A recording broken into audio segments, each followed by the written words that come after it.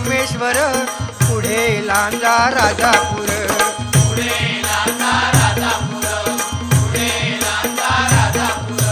दापोली खेड गुहागर, रत्नागिरी जिल्ह्यावर.